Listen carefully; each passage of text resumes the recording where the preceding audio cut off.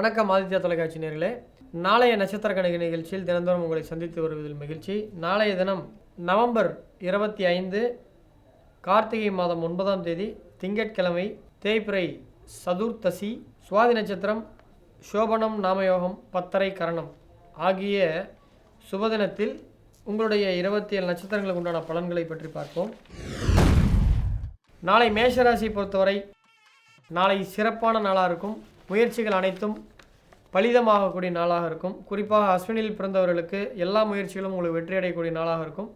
பரணியில் பிறந்தவர்களுக்கு எல்லா முயற்சிகளும் தடைகள் ஏற்பட்டு மாலைக்கு பிறகு மீண்டும் முயற்சி எடுத்து அது வெற்றி பெறக்கூடிய நாளாக இருக்கும். ரிஷபராசி பொறுத்தவரை நாளை அனைத்து செயல்களையும் சிறப்பான நாளாக இருக்கும். குறிப்பாக கிருத்திகையில் பிறந்தவர்களுக்கு செயல்கள் சிறப்படையும். ரோஹிணியில் பிறந்தவர்களுக்கு அப்பாவுடன் பிரச்சனைகள் ஏற்படுவதற்கான வாய்ப்புகள் உண்டு.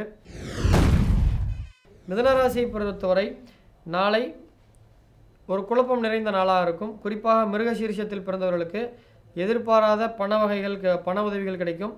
திருவாதிரையில் பிறந்தவர்களுக்கு புத்தியில் குழப்பம் உண்டாகும்.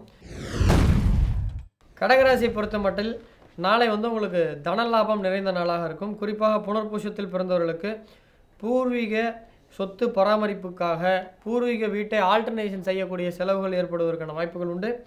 பூசம் நட்சத்திரத்தை பொறுத்த வரைக்கும் திடீரென்று அதிர்ஷ்டம் உண்டு. உங்கள் பக்கம் இன்னைக்கு கதவை தட்டும். யாருக்காவது ஒருத்தவங்களை கடன் ரொம்ப நாளாக கேட்டுட்டு இருந்தீங்கன்னா நாளைக்கு இன்னைக்கு கூப்பிட்டு கொடுப்பாங்க. நாளை மறுநாள் நாளைக்கு. ஆயில்யம் நட்சத்திரத்தை பொறுத்த வரைக்கும் வாகன போக்குவரத்தில் நாளை மிகுந்த கவனமாக இருக்க வேண்டும். கவனமாக செயல்பட வேண்டும். ஏதேனும் உடைமைகளை பேருந்தில் பொது வாகன போக்குவரத்தில் துளைப்பதற்கான வாய்ப்புகள் உண்டு. சிம்மராசியை பொறுத்த மட்டில் நாளை உங்களுக்கு பிரச்சனைகள் நிறைந்த நாளாக இருக்கும். குறிப்பாக மகத்தில் பிறந்தவர்களுக்கு உறவினர்கள் மத்தியில் உதவிகள் கிடைத்தாலும் ஒரு சிறு பிரச்சனை ஏற்படும். பூரத்தில் பிறந்தவர்களுக்கு கணவன் மனைவியிடையே பிரச்சனைகள் ஏற்படும். அல்லது பார்ட்னர்ஷிப், தொழில் கூட்டாளிகள் அல்லது உடன் பணிபுரிபவர்கள் என்று சொல்லக்கூடிய கொலீகுடன் பிரச்சனைகள் ஏற்படுவதற்கான வாய்ப்புகள் உண்டு. கன்னியாராசியை பொறுத்த மட்டில் நாளை உங்களுக்கு மருத்துவ செலவுகள் நிறைந்த நாளாக இருக்கும். உத்திரத்தில் பிறந்தவர்களுக்கு எதிரிகளை வெல்லக்கூடிய மன தைரியம் உண்டாகும். அஸ்தத்தில் பிறந்தவர்களுக்கு மருத்துவ செலவுகள் உண்டாகக்கூடிய சூழ்நிலைகள் ஏற்படும். துலாம் ராசியை பொறுத்த வரைக்கும் சித்திரையில் பிறந்தவர்களுக்கு ஆன்மீகம் நாட்டம் அதிகரிக்கும். இஷ்ட தெய்வம், குலதெய்வ வழிபாடுகள் நாளை செய்யக்கூடிய சூழ்நிலைகள் ஏற்படும். சுவாதியில் பிறந்தவர்களுக்கு மன சஞ்சலம் உண்டாவதற்கான வாய்ப்புகள் உண்டு. விருச்சிக ராசியை பொறுத்த வரைக்கும் நாளை ஒரு பராமரிப்பு செலவு செய்யக்கூடிய நாளாக இருக்கும். குறிப்பாக விசாகத்தில் பிறந்தவர்களுக்கு குழந்தைகளுக்காக செலவுகள் அதிகரிக்க வாய்ப்புகள் உண்டு. அனுஷத்தில் பிறந்தவர்களுக்கு வீட்டை பராமரிக்கக்கூடிய நிலை உண்டாகும்.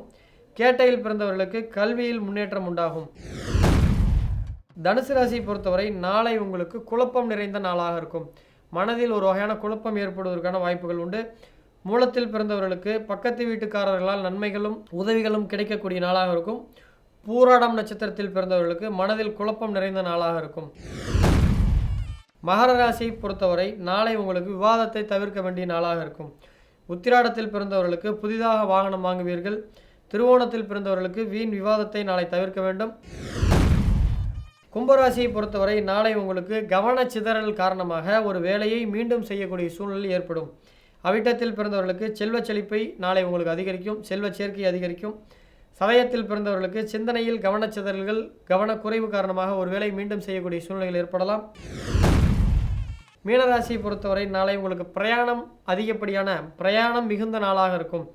பூரட்டாதியில் பிறந்தவர்களுக்கு செலவுகள் அதிகமாக இருக்கும். கவனமாக இருக்க வேண்டும். உத்திரட்டாதியில் பிறந்தவர்களுக்கு வெளியூர் பிரயாணம் நன்மையை தரும். ரேவதியில் பிறந்தவர்களுக்கு வீண் அலைச்சல் ஏற்படுவதற்கான வாய்ப்புகள் உண்டு. நாளைய தினத்தின் சிறப்புகளை பார்க்கும் பொழுது நாளைய தினம் சதுர்த்தசி. நாளைய சதுர்த்தசி சந்திரமானப்படி 29வது நாள். அதாவது நாளைக்கு மாத சிவராத்திரி. மாசி மாதம் நடக்கக்கூடியது சிவராத்திரின்னு சொல்லுவாங்க. இது மாதம் வரக்கூடிய சதுர்த்தசி மாத சிவராத்திரி. நாளை முழுவதும் சதுர்த்தி திதி இருக்கிறது, வியாபித்து இருக்கிறது. நாளைய தினம் மாத சிவராத்திரி என்று கூறுவர். சிவபெருமானை வழிபட்டு தரிசனம் செய்வது நல்லது. நாளைய தினத்தில் செய்யத்தகுந்தவை அப்படின்னு பார்க்கும் பொழுது நாளை செய்வதற்கான விஷயங்கள்னு பார்க்கும் பொழுது நாளைய தினம் சித்திரை நட்சத்திரத்தில் செய்யக்கூடிய நிகழ்வுகள் புதுமனை புகுதல், காது குத்துதல், உபநயம், பதவி ஏற்க, கிணறு போர் போட, சிரார்த்தம் செய்ய, பயிர் தொழில் செய்ய, பிரதிஷ்டை, வீட்டில் ஏதாவது ஒரு சின்ன சிற்பங்கள்லாம் பிரதிஷ்டை செய்ய நல்ல நாள். அதே போல் குழந்தைகளுக்கு முடிவாங்குதல், வித்யாரம்பம், கணபதி ஹோமம் செய்ய நல்ல நாள், வாஸ்து சாந்தி செய்ய நாள், ரத்தின சேர்க்கை செய்வதற்கு நல்ல நாள். அதே போல் சதுர்த்தி திசையில் செய்யக்கூடிய பல் சீரமைத்தல், தைலம் தேய்த்தல். அதாவது தைலம் என்பது இந்த இடத்துல வந்து நம்ம எப்படி சொல்லணும்னா, அந்த நீண்ட நாளாக மருத்துவ விஷயங்களில் வெற்றியடையாத நபர்கள் நாளை மருத்துவம் முதல்ல செய்யலாம். அதே போல் யாத்திரை செய்தல், வியாதிஸ்தகர் குளித்தல், அறுவை சிகிச்சை செய்யக்கூடிய நாளாக நாளை இருக்கும். நண்பர்களே, 27 நட்சத்திரங்களுக்கு உண்டான பலன்களையும் பார்த்தோம், 12 ராசிகளுக்கு பலனையும் பார்த்தோம், நாளைய தினத்தின் சிறப்பையும் பார்த்தோம். உங்களின் கேள்வி என்னன்னா, இன்றைய கேள்வியாளர் பெயர் நர்மதா. 29 ஜூலை 1998 விடியற்காலை 1:15 திருப்பூரில் பிறந்திருக்காங்க. இவங்களுடைய கேள்வி என்னென்னா, லைஃப்பில் எந்த ப்ராப்ளம் வந்தாலும் ஃபேஸ் பண்ணக்கூடிய தைரியம் எனக்கு இருக்குமா? சால்வ் பண்ணிடும்ண்ணா. லைஃப் எப்படி இருக்கும்? மேரேஜ் எப்போ? லவ் மேரேஜா அரேஞ்ச் மேரேஜா? 98 நினைக்கிறேன். ஸோ 90 கிட்ஸ் தான் இவங்களும். இன்னும் 2000 பிறந்தவங்க தான் கல்யாணம் எப்போ ஆகும்னு கேட்கலன்னு நினைக்கிறேன். ஸோ இது கல்யாணத்தை பற்றி தெரிஞ்சுக்கிட்டா கூட ஜோசியம் சொல்லிடலாம் போல இருக்குது. நாம் வித்தியாசமான கேள்விகள் எதிர்பார்க்குறோம். பட் எல்லாருமே கல்யாணம், குழந்தை இது மட்டுமே கேட்குறாங்க. பரவாயில்ல, அவங்க கேட்ட கேள்விக்கு தான் நம்ம பதில் சொல்ல முடியும். ஸோ அவங்களுடைய கேள்வி துலாம் லக்கணம், ராசி வந்து கன்னியா ராசி. ஸோ இந்த பொண்ணு ஏன் வந்து இந்த கேள்வி கேட்டிருக்கோம், அதாவது நான் எந்த பிரச்சனை வந்தாலும் தாங்கி பண்ணான்னு கேட்டிருக்கோம் அப்படின்னா, இந்த ஜாதகருடைய தாயார் சிறு வயதிலேயே கொஞ்சம் உடல்நிலையும் பாதிக்கப்பட்டிருப்பாங்க. கொஞ்சம் தாயினுடைய அரவணைப்பு குறைந்து இந்த பெண் வளர்ந்துருக்கும். லக்னத்திற்கு 12 சந்திரன் மறைவதால் சந்திரன் வந்து இந்த ஜாதகத்தில் 10 குடைவன்.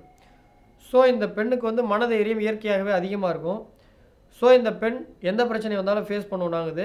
அதற்கு பதில் வந்து பார்த்திங்கன்னா, லக்கணத்தில் 6 குடைவன் தான் பிரச்சனை தரக்கூடிய சத்ரு, ரோகம் தரக்கூடிய 6ஆம் அதிபதி. அவர் 6ஆம் வீட்டில் பலமாக இருக்கிறார்.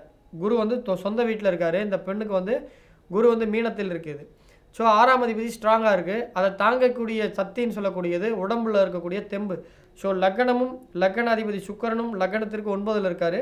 9லேருந்து 3ஆம் இடத்தை பார்க்கறதுனால தன் முயற்சியால் எந்த பிரச்சனையும் வெல்லக்கூடிய பெண். உங்களுடைய முதல் கேள்விக்கு பிரச்சனை, எந்த லைஃப்பில் எந்த ப்ராப்ளம் வந்தாலும் தாங்கிப்பீங்களா? கண்டிப்பாக தாங்கிப்பீங்க. தாங்கிட்டு அதுலேருந்து நிறையா பாடங்களை கற்றுப்பீங்க.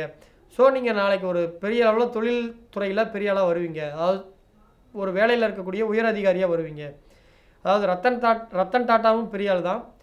டிஎன் சேஷன் ஒரு பழைய முன்னாடி ஒரு எங்களை மாதிரி 90s கிட்ஸ்க்கு தெரியும். ஸோ அவர் வந்து ஒரு தேர்தல் அதிகாரியாக இருந்தார். அது போன்ற அரசு உத்தியோகத்துலேயும் பெரிய ஆளாக வருவீங்க. ஸோ நீங்கள் ஒரு கம்பெனியில் ப்ரைவேட்லேயோ அல்லது அரசு உத்தியோகத்துலேயோ பெரிய ஆளாக வருவீங்க. அந்த சுய முயற்சியின் காரணமாக பல தடைகளை தாண்டி வருவீங்க. 2வது கேள்வி, கல்யாணம் எப்போ ஆகுன்றீங்க. ஸோ உங்களுடைய கல்யாணமான காலம்னு வந்து பார்க்கும்போது கல்யாணத்திற்கு உண்டான திசை புத்திகள் உங்களுக்கு வந்து 2022 ஒரு வாய்ப்பு இருக்குது. அதை மிஸ் பண்ணிங்கன்னா 25 தான் கல்யாணம் நடக்கும். நீங்கள் 23 முயற்சி எடுத்தால் நடக்கும். ஸோ கல்யாணத்துக்கு பிறகு வெளி மாநிலம் அல்லது வெளிநாடு போவதற்கான வாய்ப்புகள் உண்டு. ஸோ அது மாதிரி வரணும் வந்தாலும் அதை நீங்கள் தேர்ந்தெடுத்துக்கோங்க. ஸோ இந்த பெண் கேட்ட கேள்வியில் ஒன்று வித்தியாசமானது, எதையும் தாங்கக்கூடிய சக்தி கிடைக்குமான்றாங்க. ஸோ இன்னொரு விஷயம் இதில் பார்க்கணும், காரகத்துவத்தில் எதையும் தாங்கக்கூடிய சக்திகள் தேவைன்றது மனம். ஸோ இப்போ மனத்திற்கு காரகமான சந்திரனை பார்க்க வேண்டும். சந்திரன் 12ல் மறைந்தாலும் கன்னியா ராசின்றது சந்திரனுக்கு நல்ல வீடு. 2வது சந்திரனுக்கு வீடு கொடுத்த புதன் பகவான் நல்ல இடத்துல இருக்கார், லக்கணத்திற்கு 11ஆம் வீட்டில் இருக்கார். அதனால் இந்த பெண் எதையும் தாங்கக்கூடிய சக்தி வல்லமை பெற்ற பெண்ணாக இருக்கும்.